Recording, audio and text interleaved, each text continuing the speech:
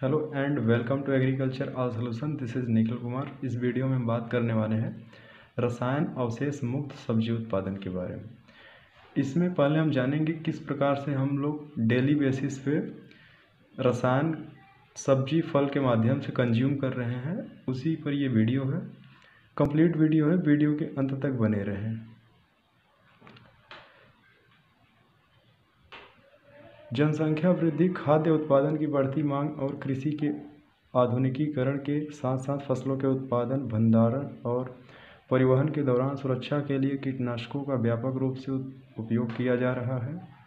कीटनाशक पौधों को संक्रमण और कीटों से मुक्त रखने में मदद करते हैं, जिससे उपज में नुकसान की रक्षा एवं खाद्य पदार्थों की गुणवत्ता में सुधार होता है। लेकिन कीटनाशकों के अंधाधुंध उपयोग से इनके अवशेष खाद्य पदार्थ तथा पर्यावरण में समाहित हो रहा है। खाद्य और कृषि संगठन FAO के आंकड़ों के मुताबिक दुनिया भर में हर साल कीटनाशकों का तेज़ी से इस्तेमाल हो रहा है। इसके अलावा पुराने, अधिक जहरीले और पर्यावरण प्रतिरोधी कीटनाशकों का दुरुपयोग भी लगातार हो रहा है।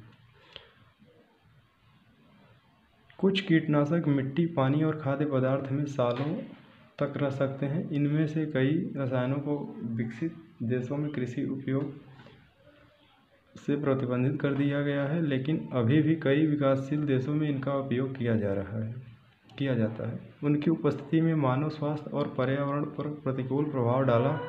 परिणामस्वरूप कीटनाशकों के लाभों के विपरीत पर्यावरण और मानव स्वास्थ्य दोनों पर उनके हानिकारक प्रभाव परिलक्षित हो रहे हैं। किसानों के लिए कीटनाशक महत्वपूर्ण हैं क्योंकि वे पौधों को संक्रमण और कीटों से मुक्त रखने में मदद करते हैं।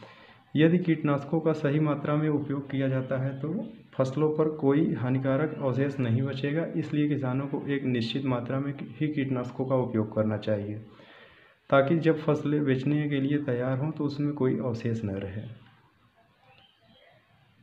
सब्जियों में कीटनाशक अवशेषों की उपस्थिति के मुख्य कारण है, जो मेन रीज़न है कि सब्जियों और फलों में कीटनाशक का अवशेष यानी रसायन का जो अवशेष रह जाता है, उसके बारे में हम बताने वाले हैं। अनुशंसित मात्रा से अधिक कीटनाशकों का उपयोग करना। अधिकांश किसान यह मानते हैं कि अधिक मात्रा में कीटनाशक देने पर अधिक लाभ होगा, इसलिए किसान संतुलित मात्रा यानी रिकमेंडेड डोज जो होता है से अधिक का इस्तेमाल करते हैं। बाज़ार में अब अधिक प्रभावशाली कीटनाशक उपलब्ध हैं, जिनका इस्तेमाल बेहद कम करना चाहिए, लेकिन किसान उनका इस्तेमाल अधिक कर रहे हैं। इसके कारण फसल और सब्जियों में कीटनाशक के अवशेष रह जाते हैं। यानी जो निश्चित मात्रा होता है, जैसे 2.5 ml पर लीटर के हिसाब से मान लीजिए कोई दवा है इंसेक्टिसाइड, तो उसको यहाँ पे किसान लोग कम से कम 3-4 ml 5 ml के आसपास पर लीटर के हिसाब से कर रहे हैं, 1.5 से 2 गुना के आसपास। तो उसमें फसल में कीटनाशक का जो रसायन है उसका अवशेष रह जाता है। कीटनाशक रसायनों के प्रयोग को लेकर जानकारी का अभाव, यानी जो रसायन है उसका अभाव है, जानकारी नहीं है पूरा किसानों के पास। कीटनाशकों के सुरक्षित और सही तरीके से उपयोग के लिए कुछ नियम बनाए गए हैं, लेकिन किसान अक्सर जानकारी के अभाव इन नियमों का पालन नहीं करते हैं। कभी कभी कीट पौधों पर आते भी नहीं हैं और वो उनका छिड़काव कर देते हैं। कई किसान जानकारी के अभाव में प्रयोग संबंधी निर्देशों का भी पालन नहीं कर पाते। यानी जो गाइडलाइन होता है एक इंसेक्टिसाइड या कोई भी दवा हो उसका इस्तेमाल करने का, यहाँ पे भारत में किसानों के पास बहुत से किसान ऐसे हैं मैक्सिमम जिसके पास जानकारी न है, इसकी वजह से ये सब समस्याएं हो रही है। पुराने और प्रतिबंधित हानिकारक कीटनाशकों का उपयोग। अधिकाधिक उत्पादन लेने की चाहत में किसान कई बार ऐसे भी कीटनाशकों का इस्तेमाल करते हैं जो प्रतिबंधित व हानिकारक है।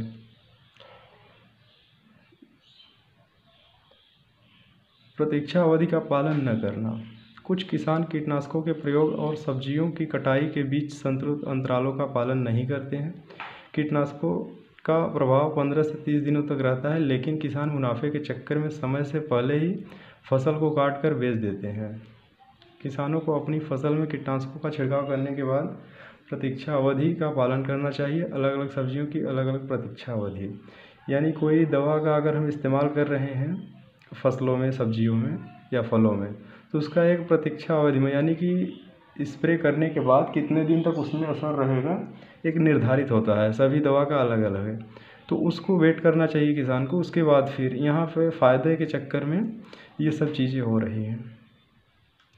स्वजीवन को बढ़ाने के लिए कीटनाशक रसायनों का उपयोग। कुछ निर्यातक और बाजार विक्रेता स्वजीवन को बढ़ाने के लिए कीटनाशक रसायनों का उपयोग करते हैं, जिसमें छिड़काव और धूमन शामिल है। इन प्रथाओं के परिणामस्वरूप फलों और सब्जियों में कीटनाशक अवशेष बढ़ जाते हैं, जो रसायन को अंतिम उपभोक्ता तक पहुंचा देते हैं। यदि इन अवशेषों का सेवन किया जाता है तो ये मानव स्वास्थ्य के लिए बहुत तीव्र और जोखिम पैदा हो सकता है, मतलब कर सकते हैं। चमकदार और वजन बढ़ाने के लालच में प्रतिबंधित रसायनों का उपयोग करना। कुछ सब्जी विक्रेता अधिक मूल्य के लालच में प्रतिबंधित रसायन ऑक्सीटोसिन का उपयोग करके सब्जियों को रातों रात बड़ा कर देते हैं। इनमें सब्जियों का वजन बढ़ जाता है। इसके अलावा कुछ दुकानदार सब्जियों को ताज़ा और हरा भरा दिखाने के लिए रंगों व रसायन युक्त पानी का से प्रचार करते हैं। यानी कि मार्केट में जो हम जाते हैं कि अच्छा सबसे सब्जी खरीदे या कुछ फल भी हो, तो उसमें क्या होता है, केमिकल का प्रयोग ज़्यादा हो रहा है। तो इसके चक्कर में नहीं रहना है हम लोगों को। इसमें सावधानीपूर्वक देख के खरीदें या फिर विश्वसनीय दुकान से खरीदें। जैसे ये ऑक्सीटोसिन हार्मोन है, इसका प्रयोग कर फलों को रातों रात यानी बड़ा कर देते हैं। और कुछ केमिकल भी हैं जो हरा भरा दिखाने के लिए रंगों और रसायन तमाम प्रकार के हैं, इसमें उसका उपयोग करते हैं। दैनिक भोजन में कीटनाशी अवशेषों का शरीर पर हानिकारक प्रभाव क्या क्या है। कीटनाशकों का अधिक उपयोग से किसानों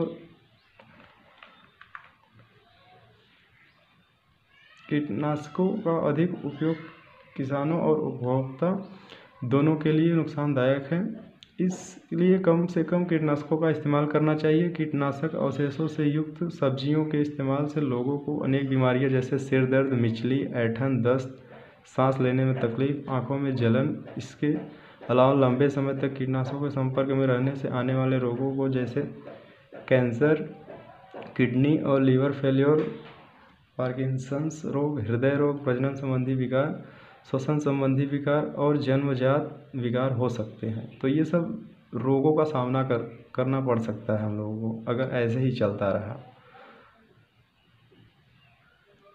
सब्जियों में कीटनाशी अवशेषों को कम करने के उपाय क्या क्या हैं। संतृप्त मात्रा में कीटनाशकों का उपयोग करें, यानी जो रिकमेंडेड डोज है उसको सीमित मात्रा में रखें। कीटनाशकों के प्रयोग और सब्जियों की कटाई के बीच जो अंतराल होता है उसका पालन करें। कीट प्रतिरोधी और सहिष्णु किस्मों का प्रयोग करें, यानी जो मौसम में सर्वाइव करते हैं फसल या सब्जी, उसका इस्तेमाल करें। उसके साथ साथ जो कीट इंसेक्ट रेजिस्टेंट में यानी प्रतिरोधी क्षमता जिस सब्जियों में होता है जिस कीट के लिए, उस वैरायटी का चुनाव करें। फसलों में बीमारियों एवं रोगों के रोकथाम के लिए आईपीएम का प्रयोग करें। किसानों को कीटनाशकों के दुष्प्रभाव के प्रति शिक्षित करना चाहिए। बहुत ज़्यादा चमकदार सब्जियों को खरीदने से परहेज करना चाहिए। जैविक खेती को बढ़ावा दिया जाए। इसमें नेचुरल को भी ऐड कर सकते हैं, natural farming, zero budget natural farming या गौ आधारित प्राकृतिक खेती। अन्य सावधानी, सब्जियों को हमेशा धोकर और पकाकर ही उपयोग करना चाहिए।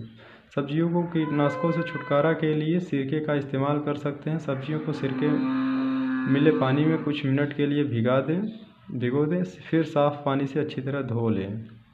सब्जियों को उबलते पानी में कुछ समय के लिए रखें और उसके बाद पानी से धोएं। इस प्रक्रिया से सब्जियों में अधिकतर कीटनाशक अवशेष समाप्त हो जाते हैं।